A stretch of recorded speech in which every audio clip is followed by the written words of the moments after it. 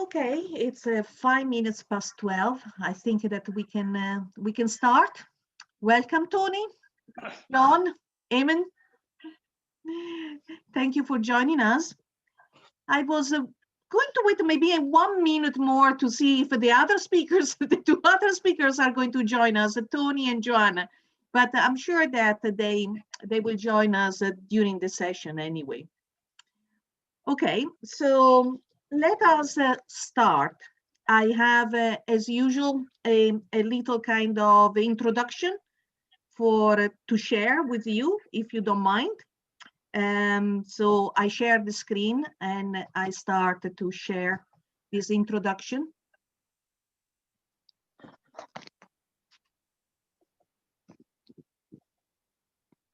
Are you able all to see this introduction? Yep. Yes. Yeah, I can. Yeah. And in the meantime, if I have some unnatural pauses, it's because I'm still admitting people to the room. But let us start saying good morning to everybody. My name is Tiziana O'Hara, and I work for Cooperative Alternatives. Welcome to this webinar. And please note, this is a recorded session. So if you don't want to appear on camera, please do feel free to switch your camera off. Well, we name this series the Transformational Power of Cooperatives, as you know by now. If you are joining us, please kind of put yourself on mute if it's possible, just to allow us to let the speaker go on with what they are doing. This was the webinar series that was sponsored by the Belfast City Council and the Hive program. We started in September, and we covered a different type of areas, from community energy to workers cooperative to social care. And this is unfortunately is the last of these webinars. The series was really tried to identify what the cooperatives can offer and how we can support their development in Northern Ireland. Cooperatives are a vehicle for transforming local economic development, a business model that allows people and communities to meet their needs and aspirations. We believe that cooperatives offer a unique answer to contemporary problems, a space where solidarity and mutual aid are valued, and where economic benefits are interlinked with community impacts and the planet, and impacts on the planet where we live. So today we welcome everyone. If you wanted to introduce yourself using the chat, please feel free to do so. We would like to know who is in the room. I know the majority of you, but you may not know each other. And thank you for the activists and the cooperators that today are attending, because they are really the ones that are really experiencing and experimenting with alternative models to answer the needs of their communities. So we also have another series, and again sponsored by the Belfast City Council, about cooperative skills. So we started that last week, but we still have 2 sessions. Those are training sessions really for people that are already involved in cooperatives or people that want to set up cooperatives. So here on the screen, you can see we have one on Monday, the 30th, on kind of conflict resolution type for governance in cooperatives. And on the 8th of December, we have a participant decision making in cooperatives. In particular, we will focus on sociocracy. But this is just a forum. Come today. Today we are going to talk about cooperative in housing, and this is the title of today's webinar. And the times are changing really. COVID-19 have created an unprecedented urgency to revalue and reassess how we live and we work. So the housing situation, we know, have been growing worse for years. And there is plenty of evidence that housing is becoming more unaffordable and tenancies more precarious. Even now, With the numerous COVID-19 emergency intervention, we cannot ensure that everyone has a decent roof over their heads. Today, we will hear from two cooperatives again that have transformed the way we provide housing. Hope and Homes is a Galway initiative. They aim to tackle two issues at the same time: homelessness and unemployment.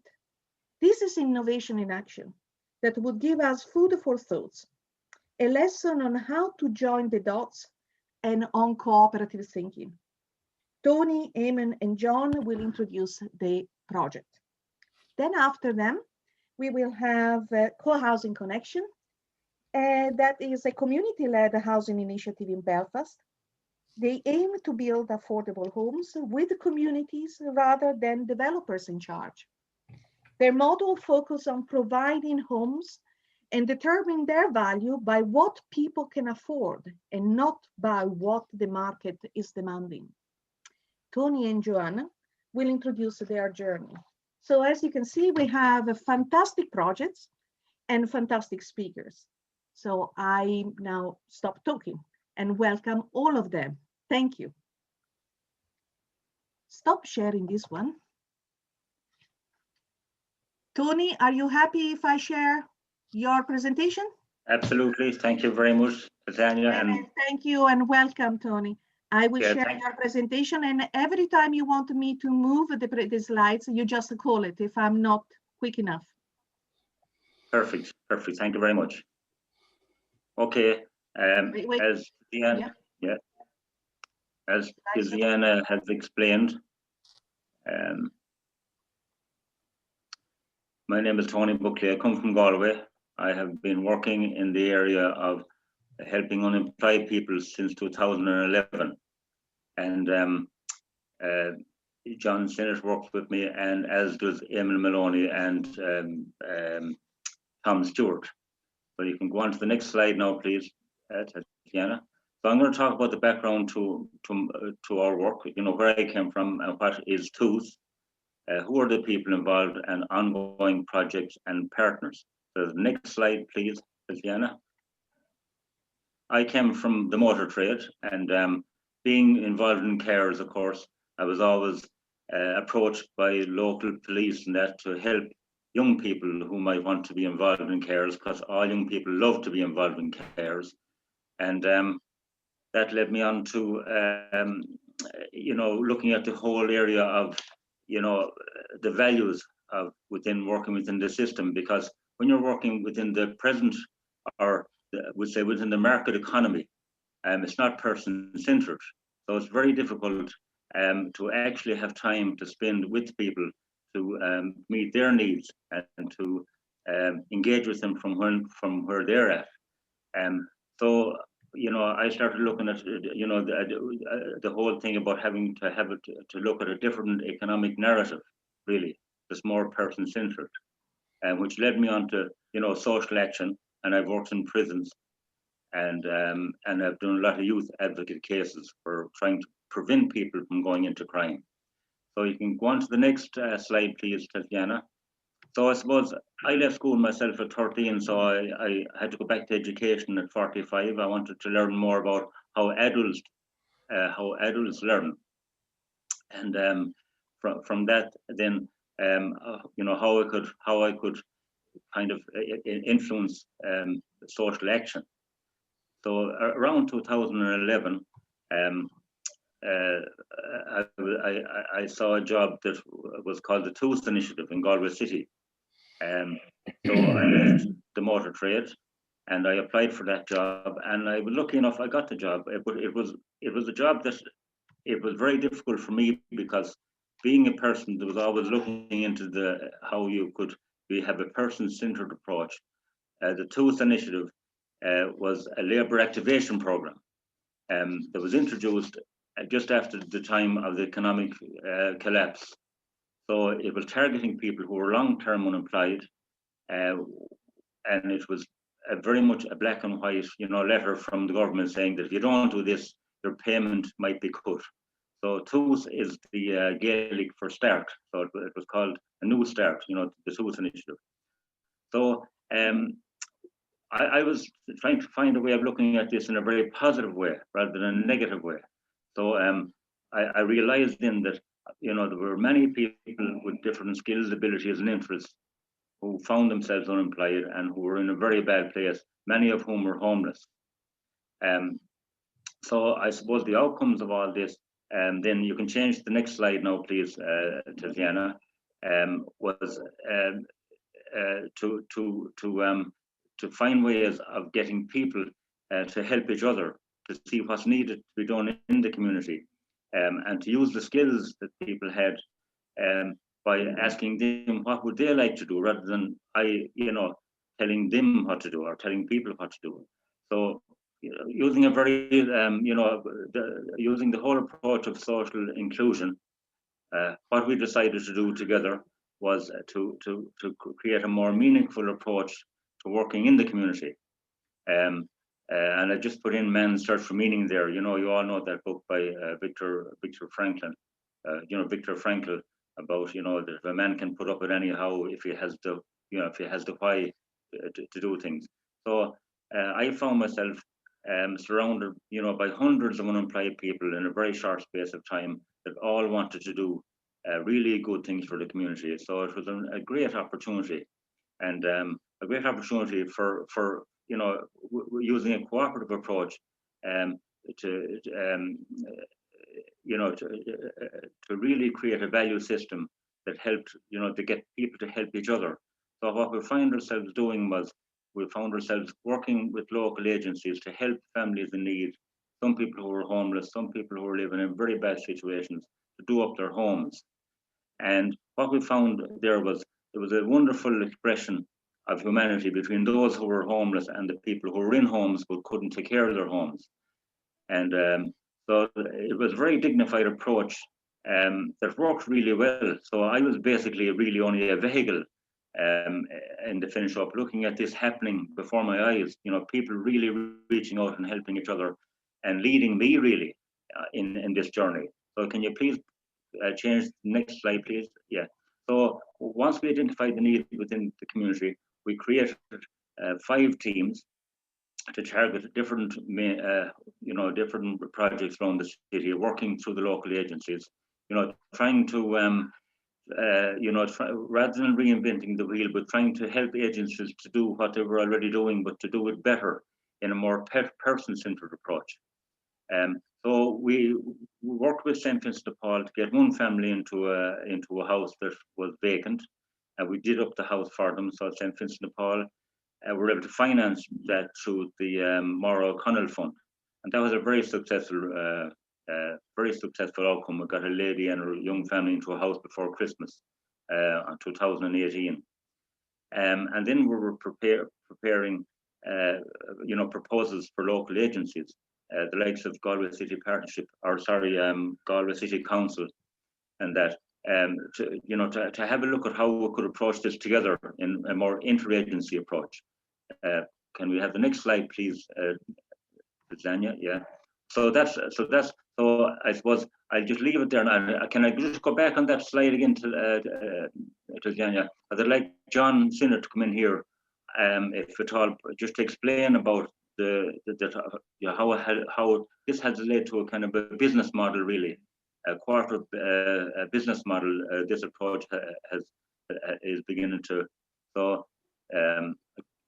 Yeah, that's the one to that. So John, can you explain about how we're building the business from here now with regards to our maintenance of cooperative? Thanks, John. Can you unmute yourself, John? He can unmute himself. John, can you hear us? Oh, can you hear me? Yeah. Sorry, it was just I wasn't plugged in properly. Yeah, thanks, Tony, and thanks to Ziana for having us today. Just really briefly, I guess my background would have been I worked for years in the corporate world and really didn't like it, to the point where I was quite happy for them to pay me to stop working for them, and then didn't work for a while, and through that I became in contact with Tony. So my kind of background would be relationship management and project management, and I've come on board to kind of push forward Tony's vision into, I guess, practical outcomes. So where we are right now is we are hopefully about to start quite a major project, which is the entire renovation of a small terraced house that an elderly client is living in. And that's a good example of where people reached out to Tony. So the people involved in that would have been the local HSC caseworker, so I guess a social worker from the health service executive. So I guess our kind of version in the Republic of the Health Service, and the representative from COPE, which would be a charitable organization that deal with older people and with people that are affected by homelessness, women and children experiencing domestic abuse and so forth. And then also the city council got involved because they would be funding the project. Really where we are in terms of, I guess, as I suppose as a social enterprise, is we're using this project now to get all of our kind of processes in place. So all our payroll, our taxes, insurance. Really, this is an opportunity for us to be able to not just build, I guess, some working capital, but also a lot of social capital where we can go out to the various organizations that deal with homelessness and deal with unemployment within the Galway area and show them that the model that we have works. So while we are not technically a cooperative, we're a company limited by guarantee, we're very much following the cooperative approach in terms of trying to get people on board that will work together for an outcome. In this case, the two outcomes being taking what is an extremely derelict house that an old man is living in and transforming that into a warm home for him for the remainder of his life. And in the process, then getting people on board to work, people that haven't worked or people that don't have access to full-time work due to various personal or social reasons. So really where we are right now is in 2021, when hopefully things get back to normal, fingers crossed. We'll use that year really to hopefully, once we get this project done and done to a very high standard, that will increase our visibility and our credibility with all the various organizations. We can take on similar roles where, just to go into very brief detail, because of the complexity of the work, we're actually working with a local builder, and then we'll bring our people on board as a subcontractor to him, because obviously with a project scope, there's a lot of tax and legal requirements. There's also just simply the expertise of being able to manage a build like that.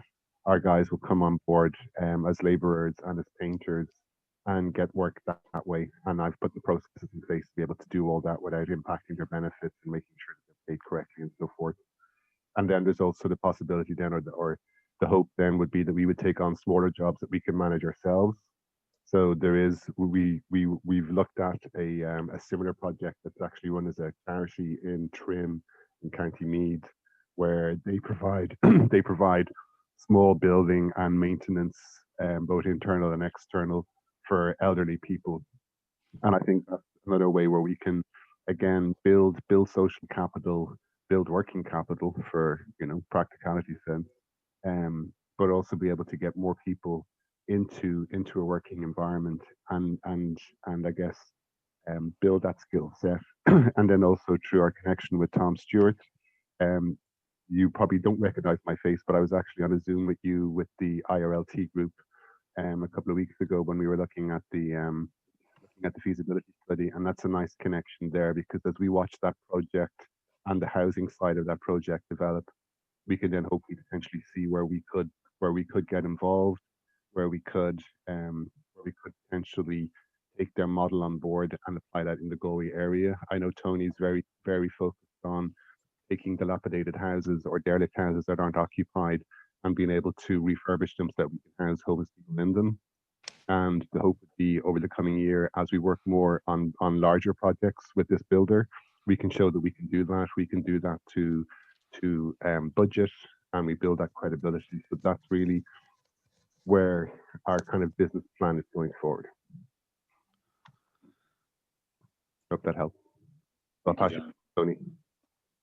So Eamon, Susanna, Eamon is Eamon Maloney. Now we'll talk through the community-led housing approach and the model. And I suppose I can't emphasize enough, as John was saying, we want to employ people who cannot get work otherwise, and because everybody is entitled to work, and I've never met anybody who didn't want to work. So we want to employ people who will never get an opportunity to work otherwise, and because of certain issues. So Eamon, can you carry on now with the next slide, please? Next slide. Yeah. How are you going? My name's Eamon Maloney. Just one quick, we are actually a housing cooperative, John, not a company by guarantee. Just, but the way it was set up originally was that everyone would have to contribute in order to get to the housing, which we'll get to in the end. Is going to be, you'd have to put in your labour shares and earn it. But one club that landed in our doorstep recently, and it's actually ongoing at the moment, is an old pub in Cork. But it is more important because if we can prove this structure works, there are a lot of properties similar that are available. Now, this is a large building in a town on main roads with transport out, and the owner is happy to transfer the property, get the property done up. Can the next slide, please? Because the next slide was, okay. The problem he has is he's old, he's in his 70s, but he doesn't want to leave the house, leave the town he's living in. He has this massive property. He wants to maintain it, but he can't afford to actually do anything with it to benefit from any of the schemes that are available, the community access schemes, even to take loans because of his age. And he's risk adverse. So the proposal that we're working on with him is we're going in there with the professionals that are needed. We have got at this stage now, we have an architect that's coming on board, and we have a quantity surveyor, and we have a few other who we're happy to get paid at the end. Now, what's going to happen now for us, we get access to a test property to prove the feasibility of this, because if we can prove it for one in one small area, already at this point we've been approached by 5 other publicans, even though we're only in the early stages, who are happy, who want to get out of the pub business because with COVID and everything else are finished. It's actually an easy method. It possibly is a future supply chain. Now, it's centrally located. It's very replicable, and we get access to the properties, which is the main thing for us. Okay, next slide. I think next one. Nitty gritty. The way this is going to work for this property, but there are possible different models, is the land is going to be transferred, the ground land is going to be transferred to the land trust, which takes it out of circulation, which means that the property is permanently controllable. We're working with the local group, in fact, with the locals, who hopefully we're persuading them to form a cooperative of their own, who are going to manage the building once it's finished. Now, originally the plan was for 6 to 8 flats, which they would then work with and lease out to their owners. Now, the flats themselves, we've managed to bring, by managing to get the professionals to push their fees to the end, we're reducing the overall build cost for 6 to 8 flats down to about 150,000, which makes it affordable to remortgage at the end. Now, but it's changed since then, because now the locals have decided that they want some of the ground floor to be a social enterprise centre because of the way it is. So we're actually working with them to redesign it at the moment. At the end of the project, we've come up with 3 possible models, because we've talked to the other publicans as well since then, as they've come on board. This is all happening in the last 2 months.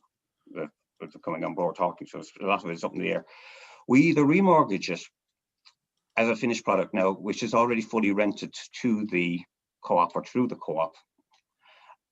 So it's a viable product to rent and pay off the owner at an agreeable price. And because places aren't selling, pubs are not selling in Ireland, they're actually an obvious target. There are other buildings, for example, church properties, HSE properties that are sitting idle, that this works for as well.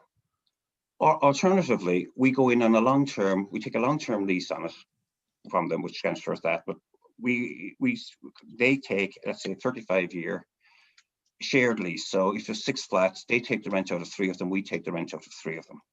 So we've now created an income stream. We have 6 people in the co-op on board. They're taking half what will be the rent roll back to them over a 35-year period, which is creating a pension fund for the owner or a long-term investment. Now they don't, because we're taking the upfront risks of the planning commissions, etc. They don't actually have to it's costing them nothing to take the risk, which is what's and we're bearing the short term. Once we get to that stage, because of the professionals and because we'll be using a lot of our own labour. For example, all the premises in question, the people who plan to live there have already gone in, stripped it out, put it down, so it's back to pretty much bare bones. That now that when the architect goes in, he can see exactly what's there, that it's ready to go, and hopefully within the next 4 months, 4 to 5 months, it will be ready to release. So as I said, there's possibilities of shared equity. It depends on the age of the person involved as well, because you're working with the existing owner. So in this case, the owner wants to stay in his property. He doesn't want to leave. So one of the flats is going to be his. He's going to get the rental of another flat to provide him with income, and then the rest of the building will be ours to provide income streams down the line. And when he dies, like, the income is guaranteed to him for 35 years, because he wants to have something to leave on to his family as well, which is what he gets. And at the end of 35 years, the whole building becomes goes back to the co-op freehold, who are paying lease then to the trust. So basically, the model, it's a model that if we can prove it once, it is replicable in a lot of areas, because if we can, when we get, hopefully we can put together a centralized package of the professionals that are needed, that will reduce the cost up front and provide the expertise needed to collect all the grants that are available that individuals don't have. Now, this will only work. Have the next page, please. next slide, please, Suzanne. Right. This will helps the small. This works mainly in small and medium-sized towns. This is not going to work in cities, because in cities, the intrinsic value of the properties we're talking about is high enough that the developers would come in and do this. Will have taken this market over. However, in small to medium-sized towns, the value isn't high enough for them to be interested in it, which is why a lot of these properties are sitting out there. It works for public, it works for community housing, community projects. It works for old convent buildings, old school buildings, old HSE buildings. Because of the Irish affinity to owning the land and holding onto the land, you're allowing the existing owners to actually hold on to it while doing. Also, the community is brought in, not just the cooperative, but to say have a big say in what the use is. Now, in case of pubs, because residential pubs are already mixed use developments, it's easy enough to work that out. And if you're looking at places that have been, in this case, public renovated in the last 15 years, you're dealing with buildings that are already up to fire code standard in most places. You're targeting your building. There's enough of them out there that are up to fire code because they have been done up. They had to be done up over time, and they're just not viable anymore. And no one's willing to take them on, and no one's willing to buy them. And also, all these places are in prominent locations. So by doing something positive there, you're helping revitalize communities, like the main street in this town we're looking at is a mile long with buildings everywhere, and has a grand total residency of 62 at the moment. This one redevelopment alone, if it went to the 6 to 8 flats, that on its own would bring that residency up over 80. And there are on that street, there are at least 8 to 10 similar buildings that could be used. Well, one of them has already been approached, and 2 are in community council control. They're looking for what they can do with them.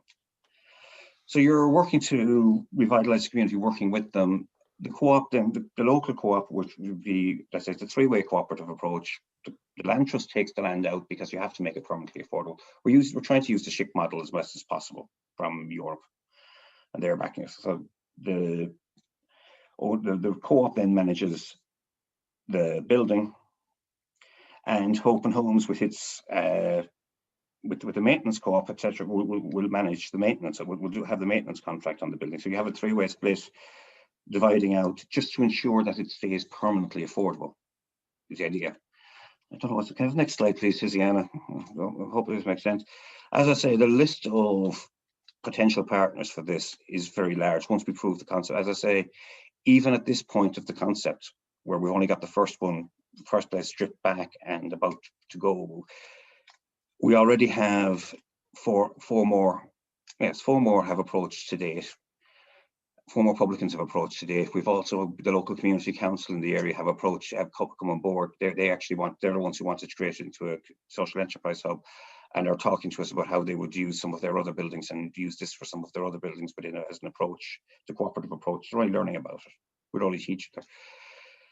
And as I say, part of the co-op, we nicked some of our cooperative rules from Liverpool, and one of the main things we brought in was that you had to put in, to be a member of the co-op, to actually live there, you have to put in equivalent to 5 hours labour a week into either this co-op or into other cooperative or social ventures. So that you're not just coming in and you're being a passive resident. You have to, by making sure you have to put in that 5 hours with whatever skill set you have. And if you can't be, everyone has different skills, and you can be used for, not this one, but helping others. It just ensures that the ethos of the people living there and the ethos of the thing, the ethos is maintained. Anyway, I think that's about it. And I think that's the last slide, I'm fairly sure. Oh no, we have a second project. The second project now is more through the land trust, but it's working through it. It's actually just to prove the concept works. This is land in Offaly, because the other problem is we have small farmers for regenerative, they don't have access to land, which is what we're. And it's now gone up to, he started with a half acre, it's now going up to the full 30 acres that he actually wants people who are living there to do. It's providing the legal structure and the structure behind to allow people to safely transfer land in a way that they can trust while maintaining, they feel like they have to maintain control. They want to maintain enough control that they know it's not going to become like the council house sell-off where they're helping out and donating stuff, and in 5 years' time, someone else takes all the profit. They want to make sure it's permanently out of, if they're giving their stuff, they want to make sure it's permanent. So that's working as well. And I'm fairly sure that's the last one. And that's future. It's just to maintain it and build it. Hopefully, and we will see where we go. So any questions? Yeah, thank you very much. Thank you. And it was a fascinating, really presentation. It's a complex project, has so many layers, how to distinguish where the land goes from where the building is going. I think that is kind of key, how you collaborate and how you create a different structure to hold the different part of the project. I have a couple of questions, just I start so that then everybody can come. Planning permission, that's a big issue in Northern Ireland, in particular for project connected to housing. How difficult it is in the south of Ireland? What is your experience, and how you're going to overcome the obstacles, if there are any? Well, that's why I go first. First, it is difficult. It depends. The first obstacle is to get your neighbours on board to remove objections. The second key is, let's say, with the pub projects, and is scale. When you're transforming an existing building, if you keep the number of apartments below 8, it's at a different level of planning, and it's a different level. It's actually it's just conversion of use, which makes it much easier to push through. Now, again, because we've managed to work with the local community council who have direct access to the county council on this project, and with them we'll be linked up to other community councils in doing these projects.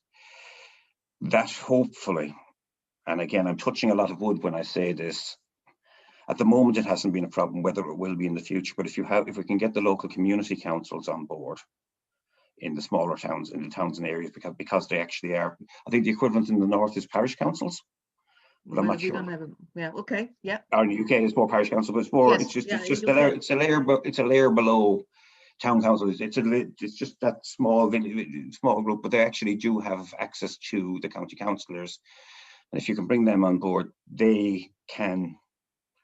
As I say, it's the first project we're working through. First project on that, but getting planning permission is always going to be. It's always the issue. Okay. Yeah, there is, Tatiana, there is a similar development in Portumna, which is about 25 or it's about 50 miles from Galway City. The local councillor there has offered to show it to us as a group, So we would have to link up. But yeah, Eamon is right. The council, the local councillors have to be very much on board, because it kind of more or less sometimes has to be seen as their initiative, really.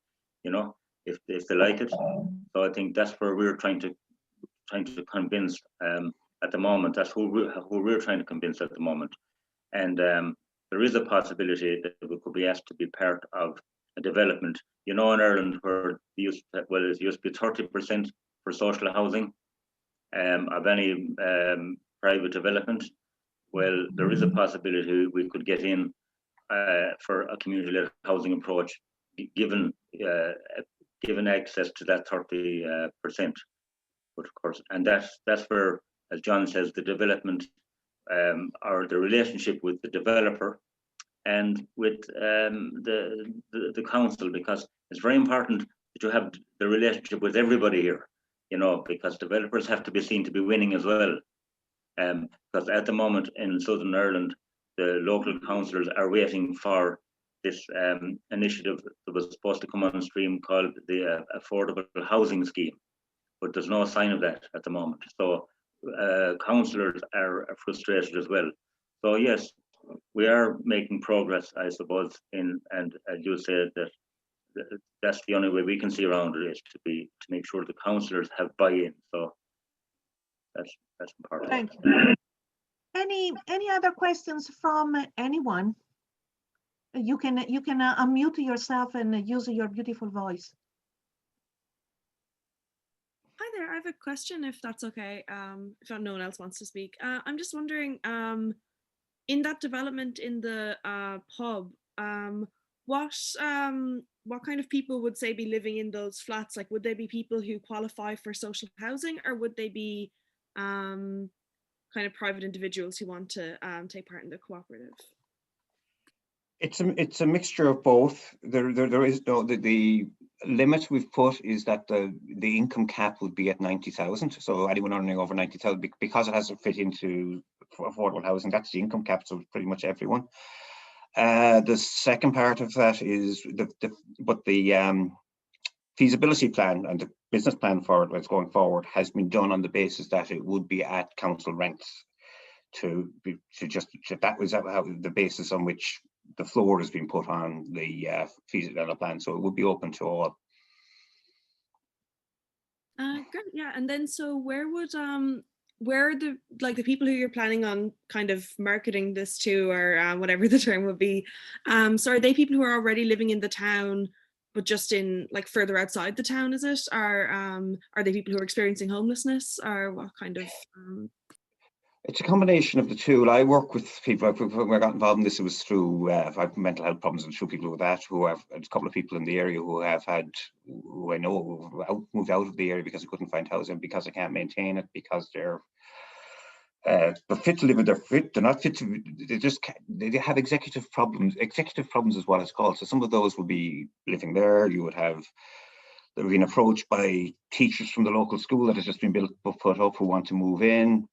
One of the local guards has already approached, saying he wants to move in. He's looking for a place to live in the area because they can't find. There is a lack of affordable, good quality flats in the area, good quality places. The approaches have been coming in, and it's actually working. We're working with the community council to see how the cooperative would be structured. Let's say, first thing is, people are helping to build it, and they can see a future in other places. That this would be a long-term project for not just this area but others. The way I would see it in the long run, though, is as places approach us when they can see it marking, we would actually approach local cooperatives to see what they want or what they need, and just we would actually be matching. We would be matching up the local groups to see what they would want. So it could be, I don't know where you live. If someone in, for example, someone in Maynooth approaches us with a property, with a pub or they're interested in taking part, we would see if there's a group from Maynooth that's interested in taking on the project, and we would help out.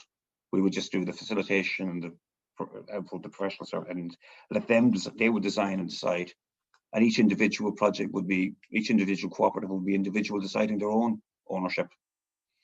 But for this one, it's going to be, the first one is probably going to be the local community are going to benefit, and it's the second and third one, it would see who else is coming in. Great, thank you.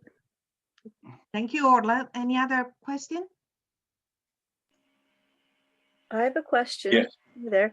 I'm Helen McFarlane. Hello, just introduce myself. I'm in Belfast and I'm part of a housing cooperative here.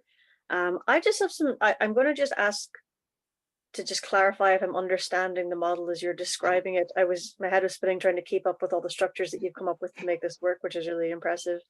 But you were saying that it's a system where the property, whenever it's created, is going to be remortgaged, and that's going to be used to pay back the owner of the property. Is that right? Yeah, and that's one of the models to buy out the property when it's finished. Yes. Property, sure. And so for this is the first time you're doing this, and you're presenting it as a model so that other people will take it on board, and you can make it sort of feed into itself. But the initial project, has the funding for this initial project, has it come from like local council support or housing support that's local, or how did the funding for this initial project come to be? It's we're funding it. Well, I've got so far we've got 3 interested people that are helping, and the local credit union are going to lend the balance for the project to build, and we're talking to them hopefully to persuade them to do the refinance at the end as well for the cooperative. Brilliant. So you found that whenever you're approaching credit unions and possibly banks for remortgaging, that they're quite on board with this project, like they don't see it as strange or unusual, like they're quite confident about it as well? Well, I think because the local credit union, because we got the local development, the local community council on board, when we approach with them, the local credit union don't see it as something, because it's literally, by the way, the project is literally right across the road from their offices, and three doors down from where the manager is living. Right. It just happened. It's just one of these nice coincidences. But I don't know. But it's like I think if we can persuade one and they're viable, maybe the others will see it as future viable for the rest of them. But they're looking for. So it's a hope. It just happens this one is working that way. But great. And you have one thing working. Sorry, and you've 3 private investors, is what you're saying? You've 3 people. Yeah, they're willing to put in. They're giving the money interest-free to get it and they're willing to take their money out and leave it there for 5 years and take it back. Right, brilliant. Okay, that's my questions. Thank you. Yeah. Thank you. Any more questions? Yeah, Tiziana. Hi. Hi, I'm Tony McQuillan. Just a really interesting project. Very hands-on, very detailed, very complex, but it's really good to see. I'm kind of interested from the community perspective, though. People are coming in to do the sweat equity and all that kind of thing to get the place up and running. But how do you envisage the community kind of idea of the community itself growing as a group? How do you see that working? In this I don't know. Hopefully, the membership, and they would actually have shares in the co-op and would profit, get the community dividend out of it back in, and you will see more members coming in as they see the success, they see the town building. More people will come involved. I mean, there's already at this point mentions to a few other groups, a few other projects they want to get going, like local. They want to see if they can put solar power panels on the roof, but that would come out of the cooperative group, or the social enterprise group in the hub. So you'd actually spread the message, hopefully, from that project. Yeah, I've heard it said in other places that people come for the value because it is affordable. But it is a question then about, they're obviously individually coming along. How do you then sort of gel them into like seeing themselves as a community and sustainable community in the longer term? Is there any investment, in other words, in beforehand, other than in their personal individual investment in getting the building work? Well, it's the 5 hour. That's where we're hoping the 5 hour continuing investment, 5 hour a week continuing investment in the project, that they'll have to work on that and others. So they'll be working with the other people for 5 hours a week, or the equivalent thereof. So you're looking at them. So they will be working. So by forcing people, I suppose, by forcing people to work together continuously, you hope that community will forge. But you're dealing with human beings. There is no guarantee. Okay. Interesting. Yeah. Can I just say something, Susanna, in relation to that? Sorry there, pardon me there, Susanna. I see technology and social media as becoming a very important part going forward in relation to building relationships and maintaining links for marketing and for for cooperatives in general. So I think myself from the perspective of community, that it must be the community first in relation to building the business. So that there would have to be people there that would maybe start up, bakeries or start up little gardens or that type of thing, and build the community around that. I mean, that's what I would be hoping for these initiatives, and because certainly we're after coming through a time now that's really bringing the reality close to us, that many people might want to live away from cities. So we have to think of ways of joining all those dots up as well, so that's what we're hoping to create the community first, Tony, in the sense that find out what the community needs and to build the houses around that and to build the other activities around that.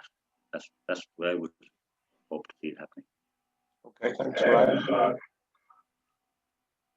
Sorry, and just one little thing to add to what Tony was saying. There's a massive well, so far it's we're not sure if it's just optics, but there seems to be a huge push from government, and funding has been put in place to try and promote social enterprises across Ireland. Not there, John. Sorry? Can you hear me? Yeah. Sorry.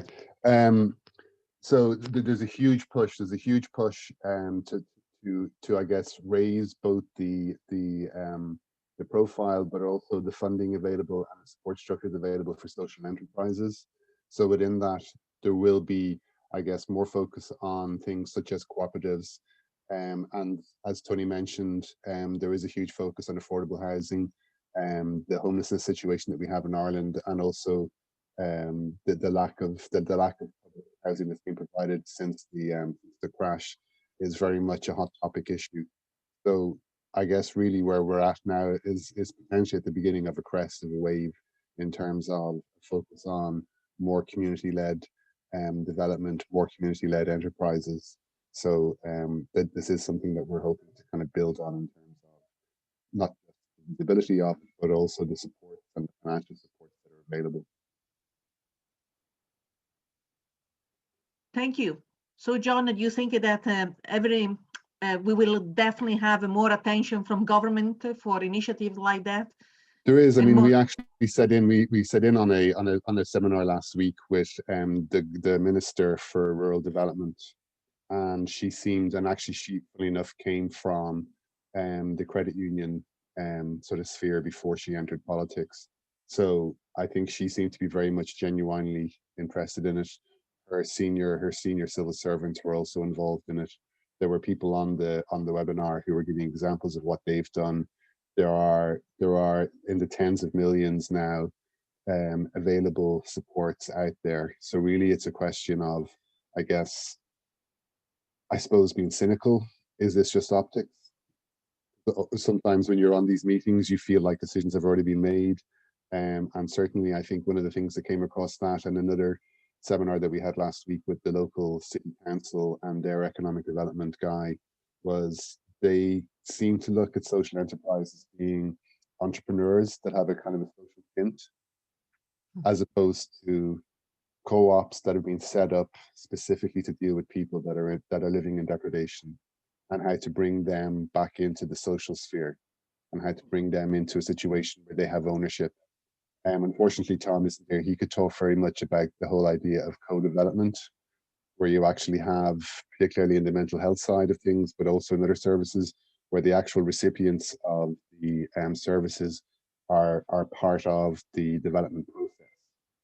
But there does genuinely seem to be, I mean, I suppose, to try not to be cynical, which is hard because we're Irish, but you know, it does look like there is a genuine push out there. So I think really, you know, the coming year will be key to see if that actually translates into reality. But one of the things that they are talking about is that, and again, it could be buzzwords, but when we're going to build back the economy and build back society after the whole disruption of COVID, that we're going to do it better.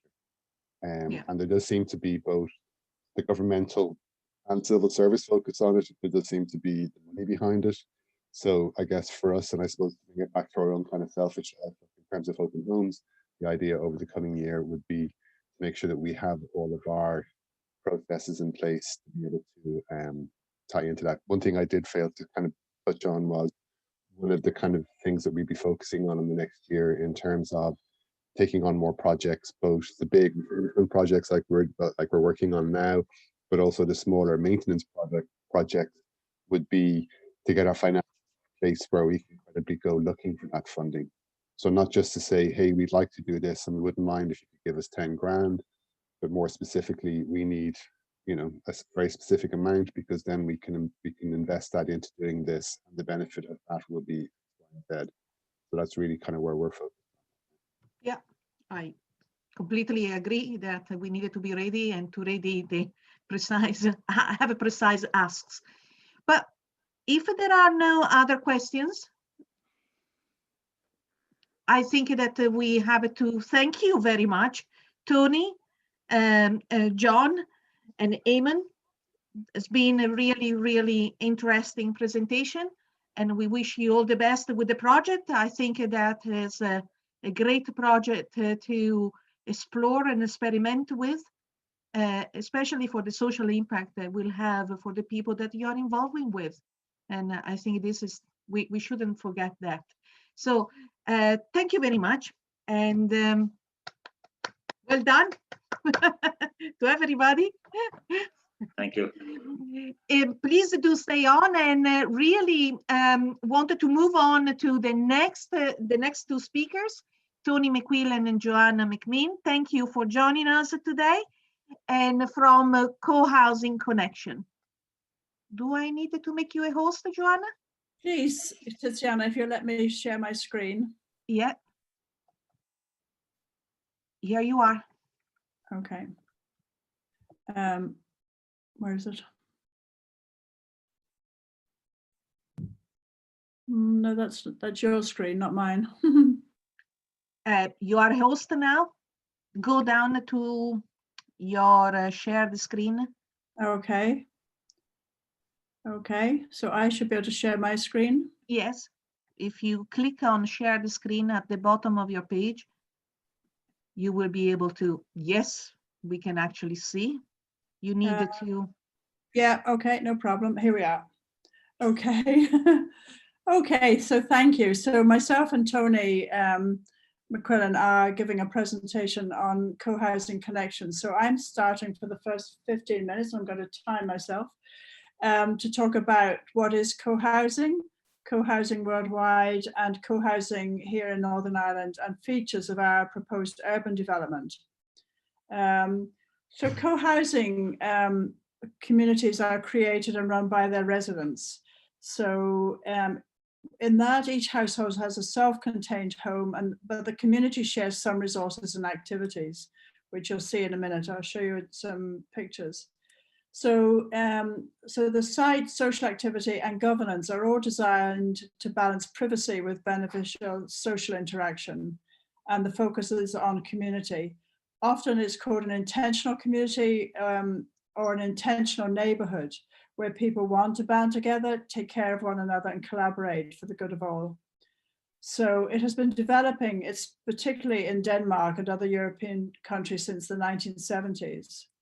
So if I come down here now, so if we look at co-housing worldwide, as I just mentioned, co-housing began in Denmark, and it was the first co-housing community there was built in 1972 for 27 families close to Copenhagen. And if you Google that on, if you Google them on, if you Google co-housing in Denmark on YouTube, you'll see there's loads of videos about it. And it has spread pretty worldwide since then. Sweden has a long-standing co-housing tradition, and there the Swedish feminist movement played a role to promote co-housing as a way to share common chores more equally between the genders. Then in Germany, In Berlin, there's over 150 co-housing projects in Berlin, many of them in fairly dense contexts. And there certainly has been, there was a visit from Belfast City Council and different people who were in the housing executive who actually went to Berlin to learn lessons that could be brought back to Belfast. So currently in the US, there are 165 active co-housing communities, many for seniors, and loads in development. Same in the UK. The UK now has 21 established co-housing communities and 140 in some stage of development. 48 in some stage of development. But there's also several co-housing communities in the south, which some of you may be aware of. There's Common Grounds in Bray. Cloughjordan, which is an eco-village, also has a co-housing project in development. And then there's the Collaborative Housing Limerick and Cork co-housing initiative. So this is the sort of generic idea of co-housing, where you have people's houses, mixture of houses and flats, a common area in the middle where you have places to gather, and children's play area and so on, and a community house that might have additional guest bedrooms, community workshops, meeting spaces, all this kind of thing. And the parking is always at the edge or outside, so that the inside area of the co-housing is meant for socializing and gathering and playing. So here's some examples. This one is in Cambridge.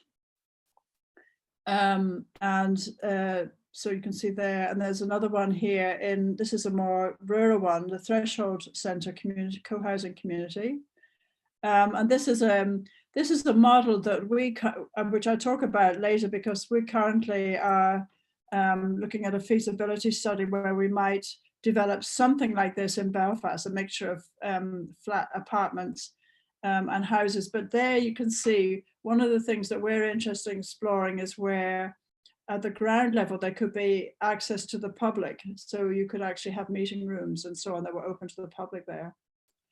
So Co-housing Connections, Co-housing Connections, which Tony and I are both involved in, originated in October 2015 following a public meeting in Belfast, at which Stephen Hill, who's the chair of the UK Co-housing Network, spoke, and we discussed the potential for co-housing here in the north.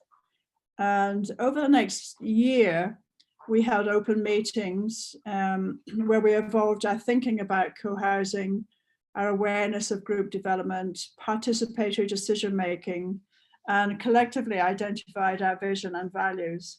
So we've continued to develop over the last, now 5 years. And our values include a commitment to genuine affordability, eco principles, and the creation of a diverse community, which is a challenge here in Belfast. So, but there's now an active rural group, because some people want in our initial group want to live in a rural area near the sea, and others of us want to stay in the city. So the rural group has a site in Portaferry, and the urban group in Belfast is looking for a site. We don't actually have a site yet, but we've been supported by an EU-wide community land trust voucher scheme, which some of you again will know of. And that has enabled us to work with local experts like Tiziana to develop a project plan and a feasibility study for a generic co-housing development. So I'm going to pass over to Tony, and he can continue. Thanks, Joanna. If I give you the nod, you move on to the slides for me. That's all right, yeah. Okay, no, yeah, it's just to have this as a, because we're a Co-housing Connections, we're trying to promote co-housing across the whole of Northern Ireland. I wanted to give you some idea of the issues we face, and some of the earlier groups conversations bring those issues out as well. So the first issue is around place. We don't have a track record of co-housing in Northern Ireland. it's a novelty, and so like many things that are novelties, it's quite difficult to encourage people to come forward. There's not really a great deal of public knowledge about that, so obviously opportunities like these webinars are great. And politically, there's a really poor lack of knowledge around co-housing. People have heard of cooperatives, they've heard of things like that, but they don't really know what co-housing means. And what you get is this stereotypical image of a commune, you know, the 60s kind of long-haired commune, the communal living. Not that there's anything wrong with that, but that's often what people have in their minds, and for some people it can be a problem. So it was difficult, and Joanna's already made the point that it took us a long time to get a group of people, finding a group of people who were interested in sharing the same kind of issues as we were, and to sort of forge ourselves into a group. That's why I raised the point earlier when the group was talking about bringing people in to do the work and so on the property. You know, do you build your group first? Do you build your community first, and then have your housing, or do you do the housing first, bring the people together, and so on? And those are really interesting challenges. Not saying one's better than the other, but it does. I think those are common issues. Joanna, the next slide, please. Okay, so this is kind of like a broad theme around housing policy. So with common themes, and a lot of this is true for the Republic as well. There's a primacy given to home ownership. Financial incentives are there often to help people to buy. A lot of focus on first-time buyers. And when I was thinking about this, that in itself is a very individual decision. So you're really focusing on individuals. You're not focusing on people coming together as a community, even though there's a great kind of movement towards sustainable communities and long term. But the idea of home ownership in this form is very much about individual households making decisions. And certainly in Northern Ireland terms, and I think it's fair to say right across these islands, there's a very low insufficient really investment in social housing or public housing, and by default, with the demand that's out there, and for all sorts of really obscure reasons, there's been a massive growth in the private rent sector. And the thing about it is, though, the housing funding, the way it works at the moment, it underpins that model. And so you have capital funding going in, certainly in Northern Ireland and in UK, funding going into housing associations and registered providers to support the development of social housing. And all of that, including the private rented sector, is underpinned by state benefits. So you got billions of pounds going in to support this model, which is a model, but that's the model we have that we're working with. Next slide, Joanna. The key differences here, and I think some of this is true in the Republic as well, there has been a recognition and support for community-led housing, which is not available in Northern Ireland. So cooperative housing, co-housing, self-build, cooperatives, community land trusts are all, clearly models that have been promoted by in England and Wales. We had someone there from the Welsh group who had to leave us, unfortunately, just when we could have had some really interesting contribution from. But yeah, and in Scotland, they've been pushing along with it as well. Primarily mostly through student housing cooperatives because of the cost of property and around the universities and so on. A lot of students have formed themselves into cooperatives and they're developing that as well, but it's going more broadly. So, there's something like 680 odd organisations, as I say, mostly England, a few in Scotland, developing in Wales, and according to their own figures, there's something like 190, 200,000 homes already available in that. And it is supported by legislation. There's public finance out there to support community-led housing initiatives. And there's other financial support around, which does not happen in Northern Ireland, not for this sense. And Joanna and I didn't share information on this. So she has 21 lived-in co-housing developments with 48 in development. I have 19 with 60 in development. But you get the idea that it's an ongoing model. It's certainly happening right across. But we don't have this key policy difference for housing in Northern Ireland, at least not at the moment. So next slide, Joanna. So on financial side, it's similar issues. you know, I heard the group talking about the startup tasks that you have to do. So what we had, once we formed our group, then we ended up doing, and Joanna's already referred to this, the members of the group have taken on a lot of the work that we've done so far, all pro bono. We've created our own membership arrangements and created a small pool of funding for a membership fee, but even getting a bank account set up was quite a challenge and took us a long time to get sorted out, just to put our small pot of money into it. Joanna's already referred to that, the Community Land Trust European Voucher Scheme. And, you know, like that really has helped us to energize, because we were running out of steam. And I think that has really helped us, because we've been able to use that to lobby with the ministers and with the local city council, with the political parties, and put our point across and actually explain what co-housing is about. We've developed some marketing tools. We're now moving towards a design concept that we can present to people, and a cost modeling exercise, which Tiziana has helped us with. But, you know, we will need to raise funds to investigate the feasibility of sites. You know, we need to prepare outline designs and costs and develop a business plan. We need to get our legal incorporation sorted out. All of this costs money. We don't have things like the English Power to Change, which provides funds. We might be able to use something like the Dormant Accounts Fund, which we're still waiting on results from, to see how they're going to move forward. That might be an option. In all probability, we'll have to move down once we get into deciding that we're going to go down the cooperative or mutual association route, then community shares, loan stock. And I was listening to one of the other webinars, you know, on the care group, and they were very significantly helped by social investors, and those options need to be explored in Northern Ireland. Joanna, next one, yeah, thanks. Then specifically around on this, on the particular scheme that we've been focusing on recently in terms of the urban co-housing group. Within the Belfast City Council, we have what they call planning agreements. Now that isn't something that's applied for by all councils in Northern Ireland.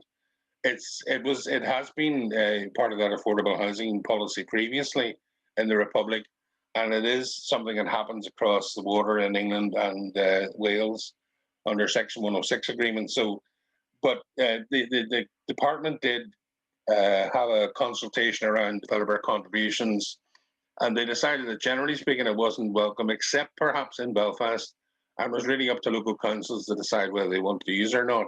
Belfast has decided it does want to use them, so it means that every planning application there will have to be 20% or up to 20% if it has to be affordable housing. And the thing about affordable housing in Northern Ireland, the definition is very, very narrow. It's either social housing or it's co-ownership housing, and that's a housing association that provides for people who want to part buy and part rent their homes and eventually staircase out. But it's not permanently affordable housing. In our model, we want to make sure that the housing will be permanently affordable for all residents for all time. Once you've staircased out of the ownership model and you own 100% of the equity, you're on the open market then, so you're no longer you know, in an affordable situation. So if and you notice there I've said it's under review. So there is a view that the affordable housing definition is too narrow. Belfast City Council itself has requested that it should be widened. The Department for Communities has been looking at this for the last couple of years. We still haven't had a response to it yet.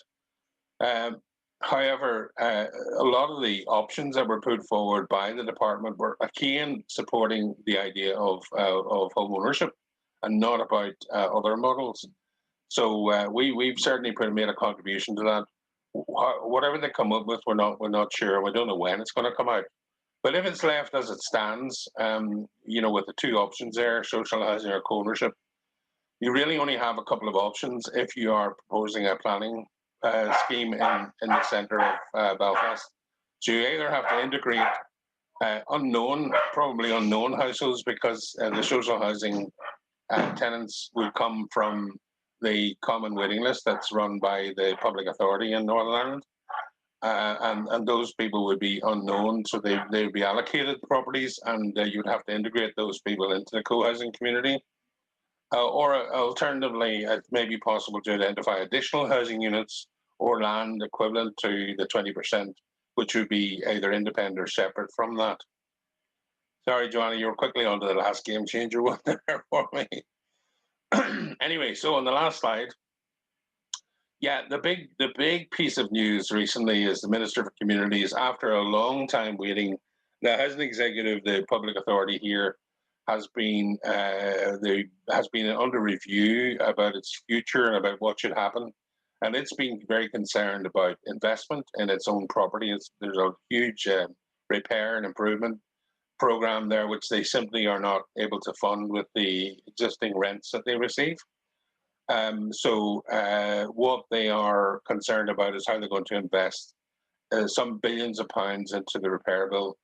So the Minister for Communities has agreed to look at increasing the funds for public housing by transferring either some or all of the 85,000 homes into a mutual or cooperative housing form. That's a tremendous change, a real game changer. It's a fabulous opportunity for the residents of the tenants who live in those areas to, get involved.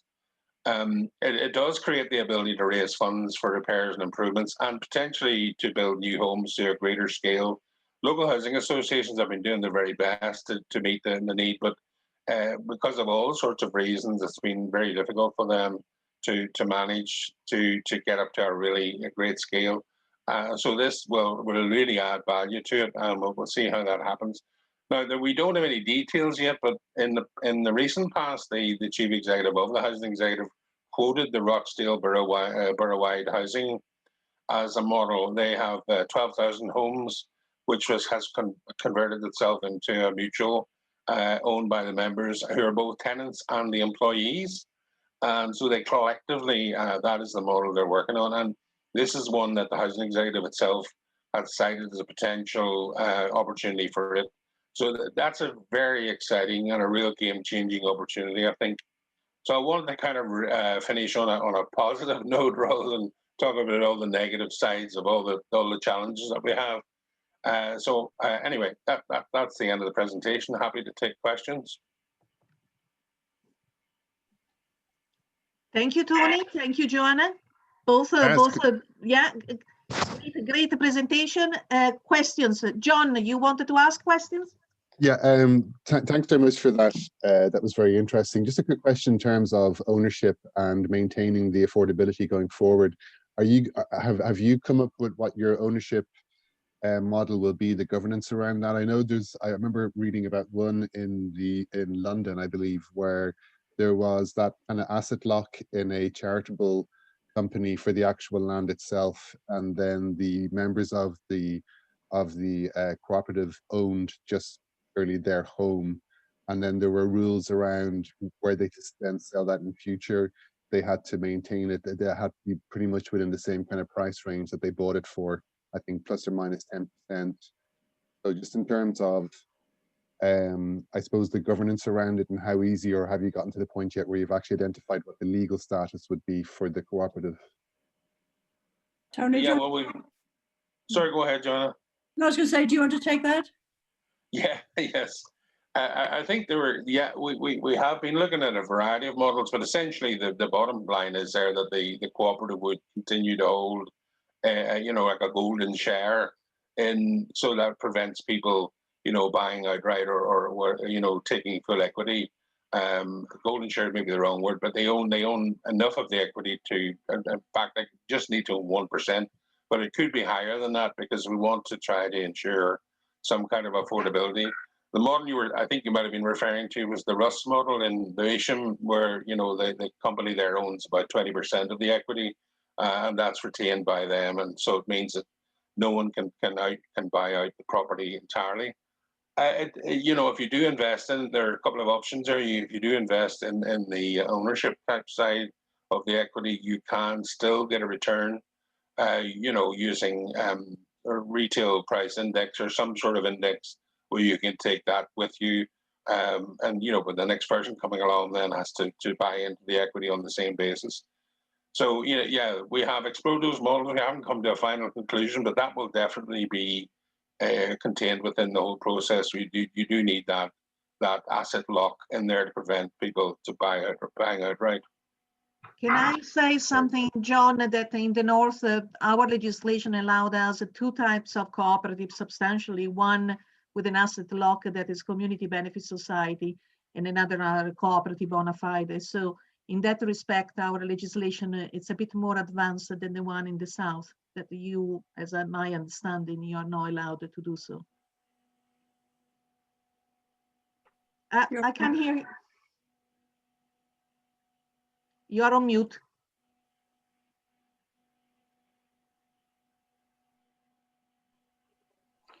Apologies. Cannot do that.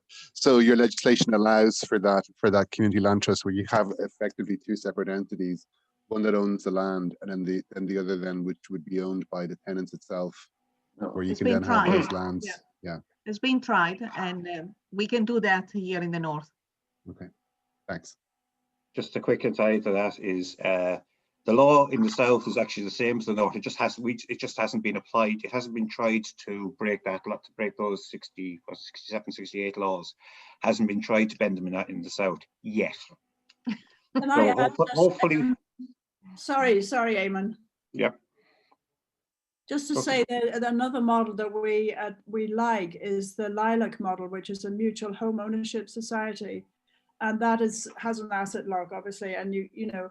But one of the things that we want to have is also affordable rent as well as affordable purchase, and the Lilac model doesn't actually work for rental. We are committed to mixed tenure.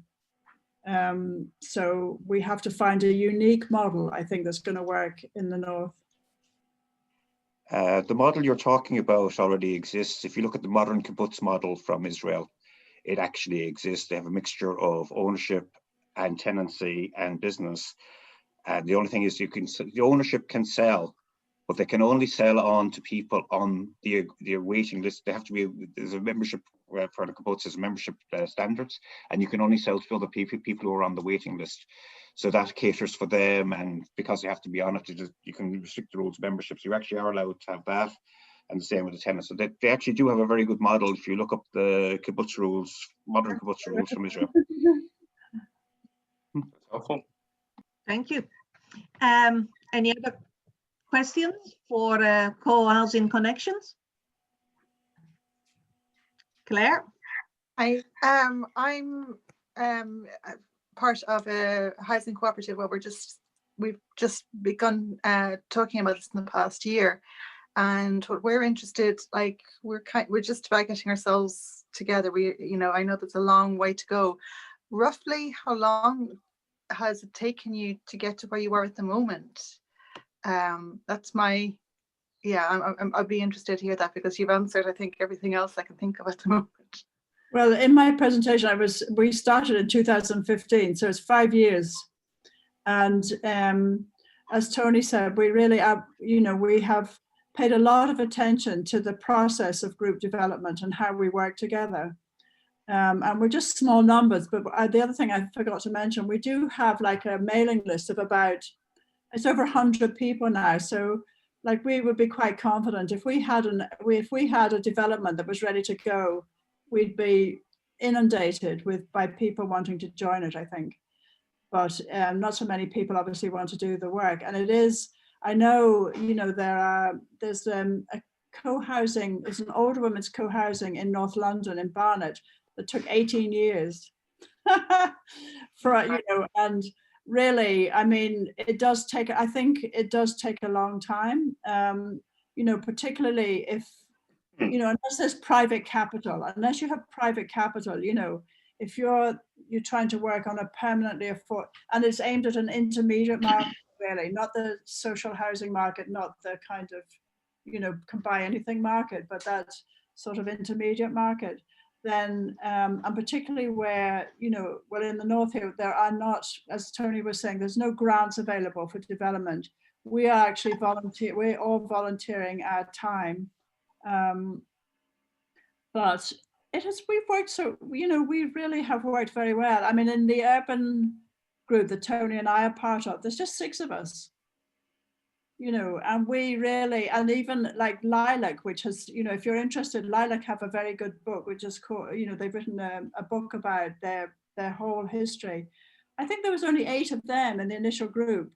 And so we're a steering group, and we've deliberately, you know, kept it a closed group so that we can keep focused. So, but we don't have a site yet, and it's going to take time, and you really have to be patient. Well, we feel we have to be patient and just keep pushing ahead.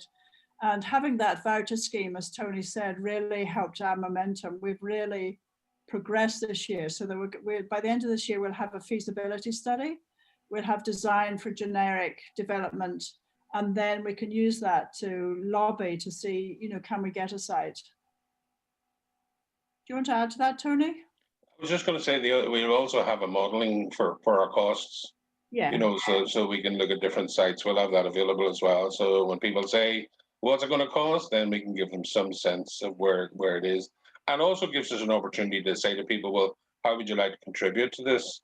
To keep our costs affordable, so we know, because we have an idea of what, you know, somebody was talking about 90,000 euros salary. We're looking at maybe people are putting in around about a third of their gross salary as a maximum affordability, and then in terms of equivalent to more or less social housing or just above social housing rents for you know, similar to what you were talking about, Eamon.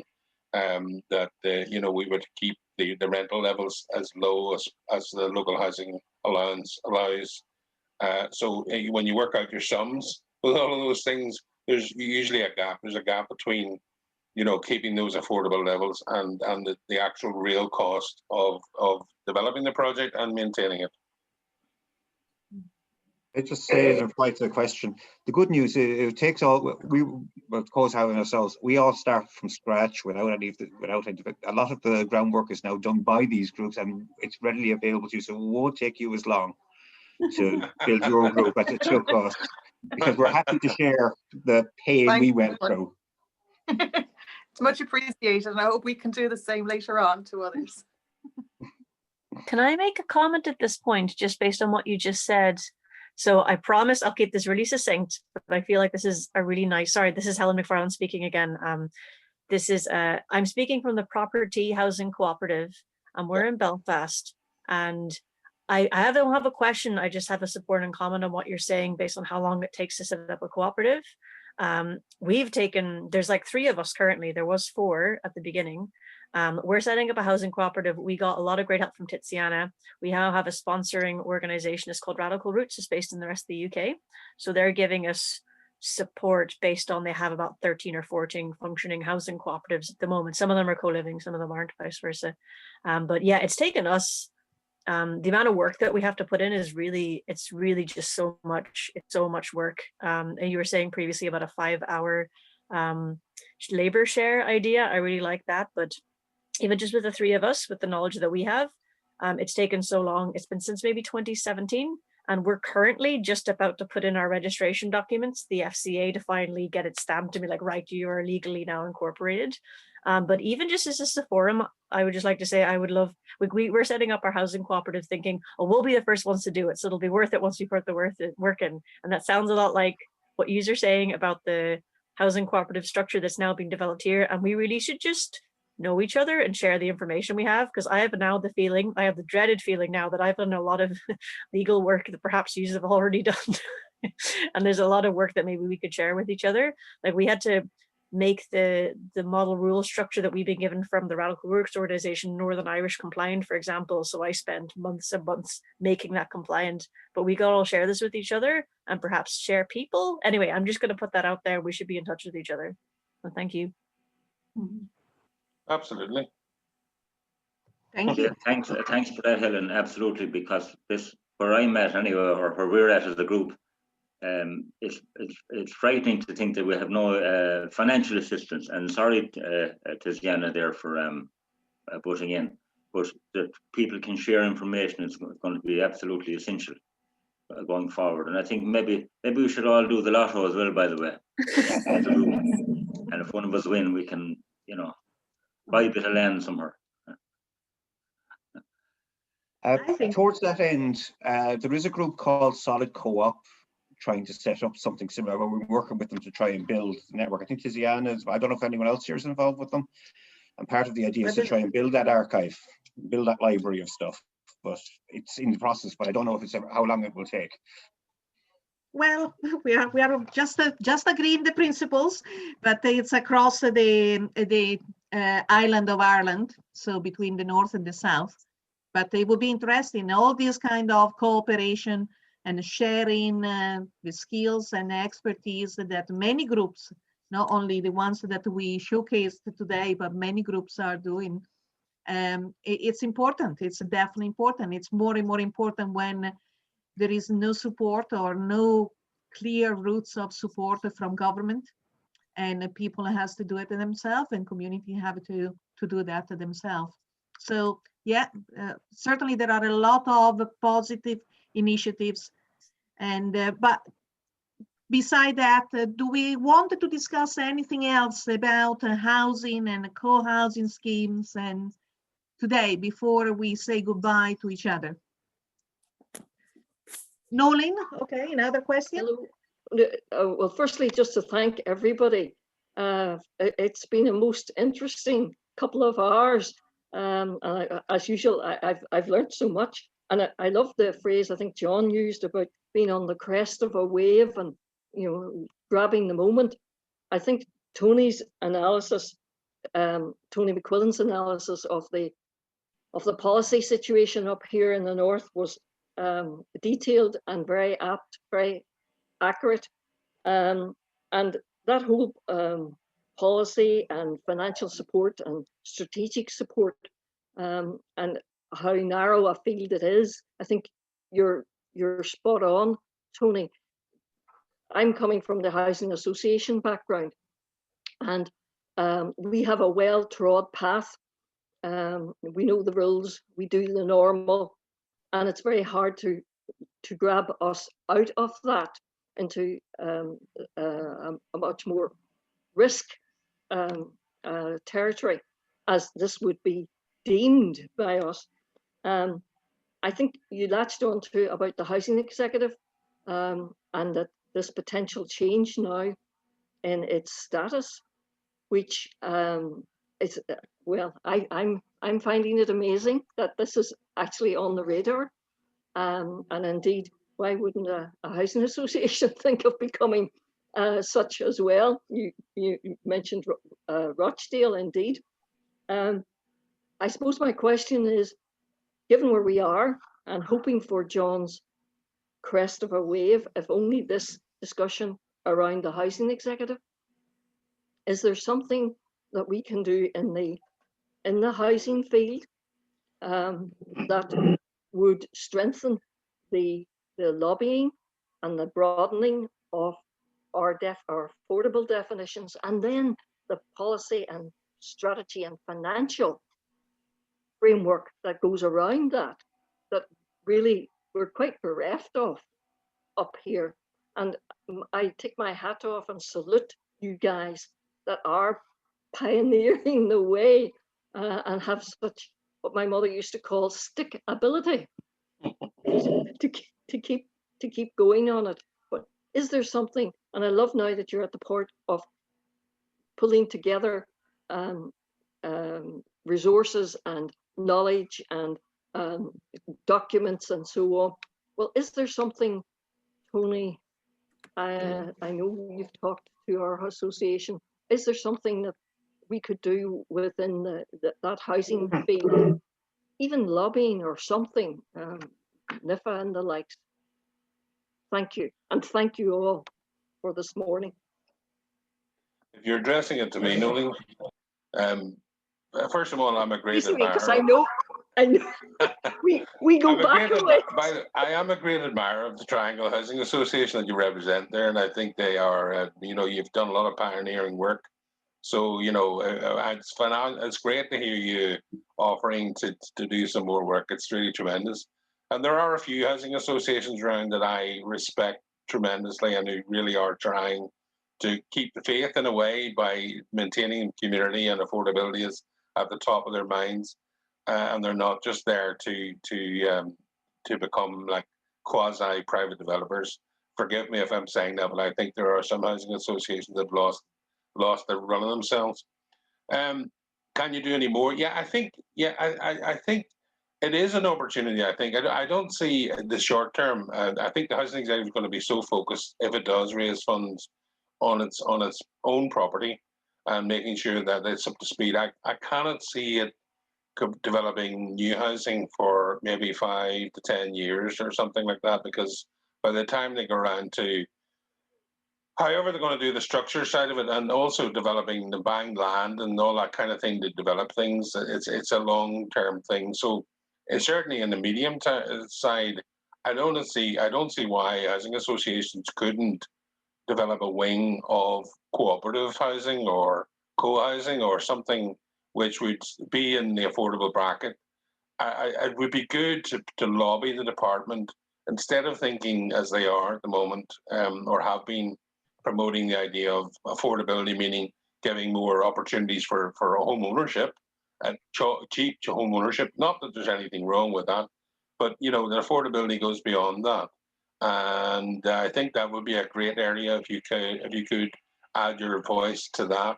And NIFA as well, the Federation of Housing Associations, if they could add their voice into that argument, that's certainly something that I think needs to be done. And your voice would not be alone. Belfast City Council itself has also requested, and it was on the back of that, actually, on the back of their request, that the department decided to consult the public about the affordable housing definition. So Belfast City Council are very strongly keen, and it's not about home ownership. It is about making housing affordable at all levels on a permanent basis, and that's what they're looking for. So I'm really hopeful that the department will expand the definition to allow things beyond the very narrow definition that they've got at the moment. And certainly the original concept behind co-ownership, which was from Semple's day and back in 2007, when the report on affordable housing was done, his original plan was that it would be permanently affordable, and it wouldn't be this one-off kind of affordability argument. And the Chartered Institute of Housing also made the same comments a few years back. So it's not a new thing. There is a demand out there for something which is affordable, and not about making housing continuing to be a product, for use in that sense. Housing is somewhere to live in my view, and that's the view we all share. So yeah, sorry, the long answer to your question was yes, I think there are things you could do. You certainly do the lobbying bit, and there's absolutely no harm in that. And maybe even think about supporting other models, working with maybe local co-housing groups to help them, develop their own products in some way. Yeah, there are lots of that, and other housing associations have offered to help as well. So it should be about a collaborative approach, and maybe the whole voluntary housing movement thing could be restored to some credibility. Again, I think it's got lost a little bit along the way. But sorry, that's me on the soapbox a bit there, folks, but couldn't help that one.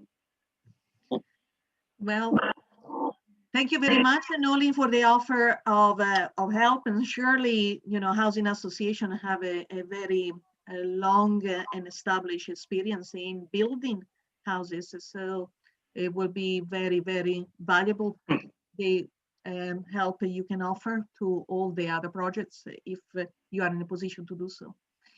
Can I just add one more thing? Sorry, Tiziana. And it was just to say, it was such a shame that the community-based housing associations were really, a lot of them lost out on it because the department decided they wanted fewer housing associations, and it's extremely difficult to get registered now.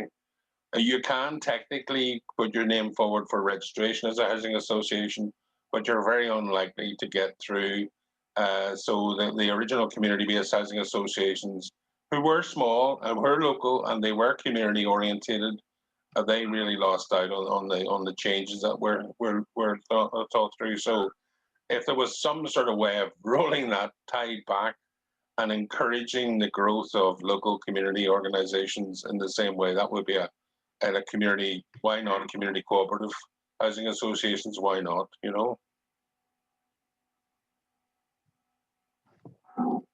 Thank you. We are any other comments or any other questions before we wrap up and we close the session. Okay.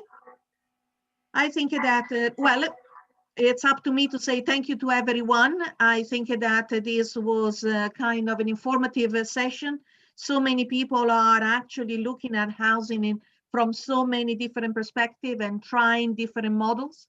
I always say that the best way is to do your own way of exploring what is working for you, for your own community, for your own kind of particular needs.